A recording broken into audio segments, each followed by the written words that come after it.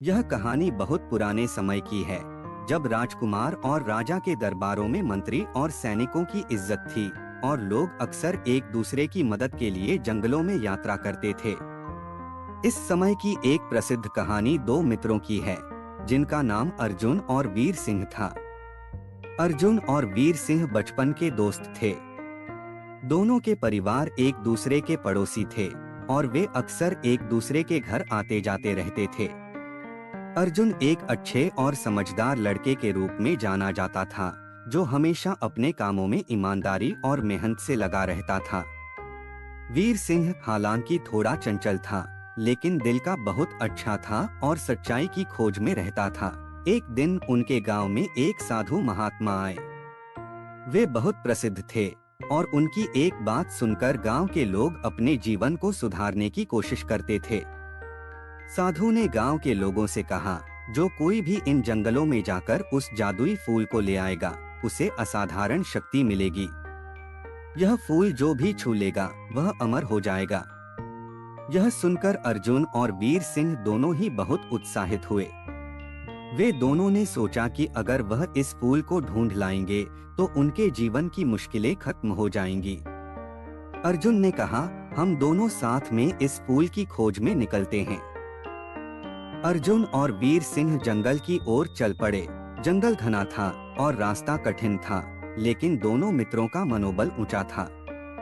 उन्होंने एक दूसरे से वादा किया था कि चाहे जो हो जाए, वे एक दूसरे का साथ छोड़ेंगे नहीं।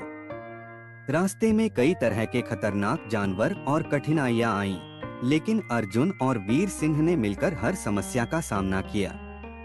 अर्जुन हमेशा अपने धैर्य और समझदारी से समस्याओं का हल ढूंढता, जबकि वीर सिंह अपनी बहादुरी और उत्साह से किसी भी खतरे का सामना करता था। जब वे जंगल के गहरे हिस्से में पहुंचे, तो उन्होंने देखा कि वहां एक विशाल झील के किनारे वह फूल खिला हुआ था। फूल के चारों ओर एक रहस्यमय आभा थी, जैसे वह फूल किसी दिव्य शक्ति से जुड़ा हो। अर्जुन ने देखा कि फूल के पास पहुंचने के लिए एक पतला रास्ता था, जो एक संकरी सी चट्टान से होकर जाता था।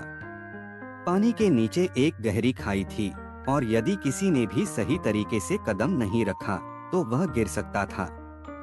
अर्जुन ने वीर सिंह से कहा, यह रास्ता बहुत खतरनाक है, हमें बहुत सावधानी से काम लेना होगा। वीर सिंह ने कहा, मैंने सुना है कि इस फूल को पाने के लिए किसी को अपनी ईमानदारी और बहादुरी की परीक्षा देनी होती है। मैं तैयार हूँ। वह चट्टान पर चलने लगा, लेकिन अचानक उसका पैर फिसल गया और वह खाई में गिरने लगा।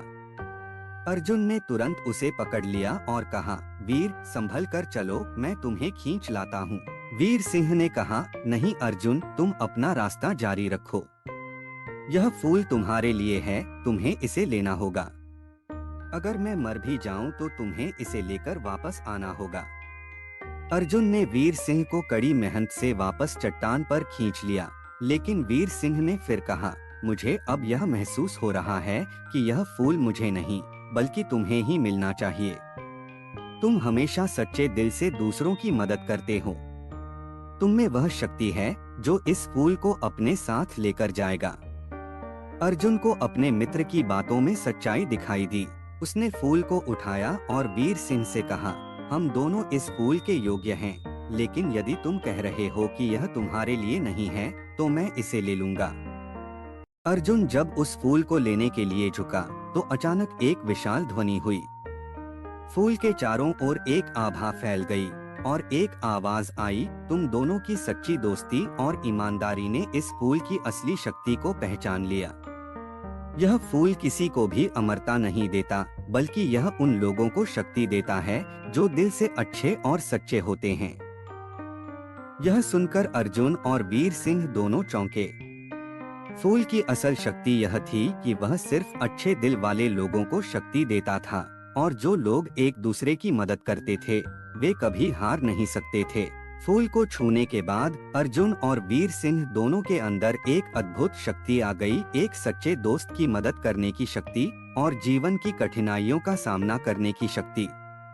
अर्जुन और वीर सिंह ने उस फूल को गांव में वापस लेकर आना शुरू किया, लेकिन रास्ते में उन्होंने एक दूसरे से कहा, हमने यह फूल नहीं, बल्कि अपनी सच्ची दोस्ती और एक दूसरे की मदद की शक्ति पाई है।